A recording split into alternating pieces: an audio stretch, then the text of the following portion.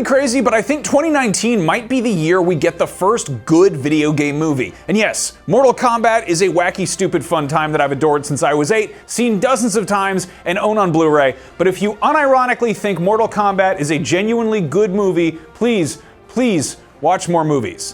Enough! But now, we are just months away from Pokémon Detective Pikachu, and it looks way better than it has any right to. Could this be the first good video game movie? Here are 6 choices that could very well prevent this furry flick from becoming big screen shovelware. Pikachu! For starters, Detective Pikachu is a Pikachu, but he's not the Pikachu, the one that's been hanging out with Ash Ketchum for over 1,000 episodes of the cartoon show, and he's not the one from Detective Pikachu, the 3DS game released last year, who sounded like Danny DeVito, as funny as that would have been. I'm not just a detective. I'm a great detective. Detective Pikachu. Why is this a good thing? Well, the hardcore fans can't nitpick this live-action Pikachu for not being like the Pikachu they've known since grade school, and casual moviegoers won't feel like they're missing any kind of backstory. While Pikachu is an iconic cartoon animal, this Detective Pikachu is essentially a brand new character that we're all meeting for the first time. And if everyone hates him, they can just introduce another one. Pikachu! Second of all, another smart choice is Pikachu's ability to speak to his human co-star. You're adorable. They can't understand me, kid. While it would be truer to the source material for Pikachu to only say Pika P, it does also pose some obstacles when it comes to exposition, and the casual moviegoer will probably have some questions about the strange world of Pokemon without the star needing a translator. Instead, this exceptional Pikachu acts as a translator for the audience, since he's able to understand what the other Pokemon are saying when they mostly howl their own names like self-important idiots. Pikachu! Third of all, giving Pikachu a job was also very clever. Everybody knows that detectives solve mysteries, and mysteries are usually a fun time at the movies. So even if you're unclear that Pikachu is a sentient rodent that can shoot electricity from its body and sometimes lives in a high-tech ball, you understand what a detective is, and you're probably excited about that because detectives are cool. Detectives also have a good reason to get out into a world, ask a lot of questions, examine things, and occasionally spout a whole expositional monologue, and that is an excellent way of introducing filmgoers to a particularly bonkers setting, as demonstrated by other films involving detectives such as Zootopia and Training Day.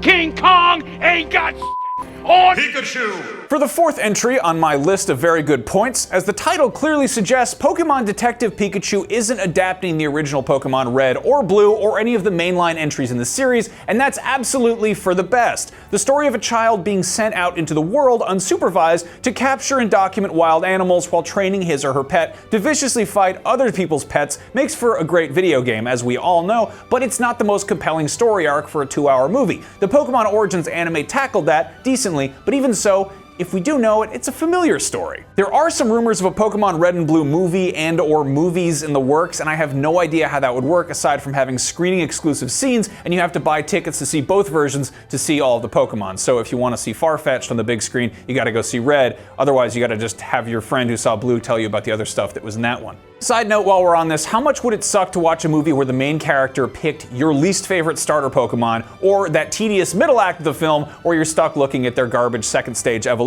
You guys can argue all you want about whether Squirtle, Bulbasaur, or Charmander is the best starter, that is a matter of opinion, but I think everyone can agree that Charmeleon, Wartortle, and Ivysaur are all disappointing and ungainly half measures, just like everyone was during their horrible adolescence, and I don't want to see that on the big screen. Now I'm gonna get the Wartortle Defense Force up in my mentions. Pikachu! Anyway, back to Detective Pikachu. Another upside to not adapting a core mainline Pokemon game is that it takes the emphasis off collecting and battling Pokemon. The best part of Pokemon is the titular monsters themselves, and it's totally possible to have a movie set in their world without framing it around making them constantly kick each other's asses. The real-life equivalent of a Pokemon master would be somewhere between Michael Vick and a cat hoarder, and I'm not saying we need to call PETA, but maybe we don't need to see this scene in live action, because it would be horrifying. Pikachu! Finally, the absolute best thing that Detective Pikachu is doing is that it's not trying to do everything at once. I am 100% totally on board for a live-action Pokemon cinematic universe, but as a variety of superhero franchises have demonstrated, you can't rush these things. This isn't Pokemon. Pikachu v Charizard, Dawn of Mewtwo. Is Pikachu gonna fight Charizard? Hell yes he is! Is Mewtwo gonna be there? You are damn right he is, but They're not trying to jam all 800 plus Pokemon into a single movie or set up the next 6 Pokemon movies at once. The folks behind Detective Pikachu have said that there are like 60 Pokemon in the movie, and that's still a shitload of imaginary animals to put in a live-action movie, but it leaves plenty more to hope for in the inevitable sequels. So if Detective Pikachu is the Pokemon Cinematic Universe's Iron Man, what will its inevitable Avengers be? We'll just have to wait and see, but personally, I really want to see a Squirtle Squad movie, and I'm pretty sure a lot of people would agree with me on that.